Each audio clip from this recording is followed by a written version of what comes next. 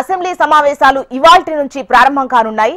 కాళేశ్వరం నివేదికను సర్కార్ సభ ముందు ఉంచనున్న తరుణంలో అధికార ప్రతిపక్షాల మధ్య వాడివేడి చర్చకు అవకాశం ఉంది. తొలి రోజు సమావేశం తర్వాత అసెంబ్లీ హాల్లోనే మంత్రివర్గం భేటీ కాబోతుంది.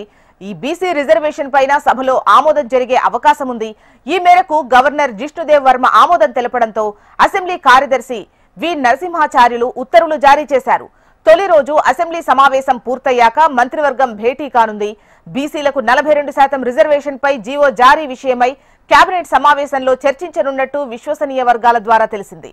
మారిన పరిణామాల నేపథ్యంలో స్థానిక సంస్థల ఎన్నికల్లో బీసీలకు 42% రిజర్వేషన్ కల్పిస్తూ జీవో జారీ చేసే అవకాశం ఉన్నట్లు తెలుస్తోంది.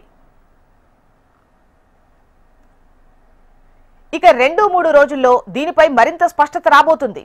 అసెంబ్లీ సమావేశాలను 3-4 రోజుల పాటు నిర్వహించే అవకాశాలున్నాయి. ముఖ్యంగా ఈ సమావేశాల సందర్భంగా కాళేశ్వరం ప్రాజెక్టుపై జస్టిస్ పీసీ ఘోష్ కమిషన్ ఇచ్చిన 650 పేజీల నివేదిక సమగ్ర ప్రతిని అసెంబ్లీ మండలిలో ప్రభుత్వం ప్రవేశపెట్టనుంది.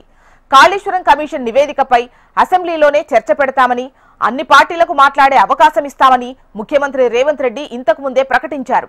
ఇటీవల హైకోర్టుకు కూడా ప్రభుత్వం ఇదే విషయాన్ని నివేదించింది. అసెంబ్లీలో చర్చించిన తరువాత తదుపరి ఏం చేయాలో నిర్ణయిస్తామని తెలిపింది. ఈ అంశంపై ప్రభుత్వం సుదీర్ఘంగా చర్చ చేపట్టే అవకాశం ఉంది. దీనిపై అధికార ప్రతిపక్షాల మధ్య వాడివేడిగా చర్చ జరిగే అవకాశం ఉంది. ఇక కాళేశ్వరం బ్యారేజ్ల వైఫల్యానికి కేసీఆర్ జోక్యమే కారణమని కమిషన్ నివేదికలో ప్రస్తావించడం, మాజీ మంత్రులు హరీష్ రావు, ఈటెల తప్పుబట్టిన నేపథ్యంలో అసెంబ్లీలో జరిగే చర్చ ప్రాధాన్యం సంతరించుకుంది.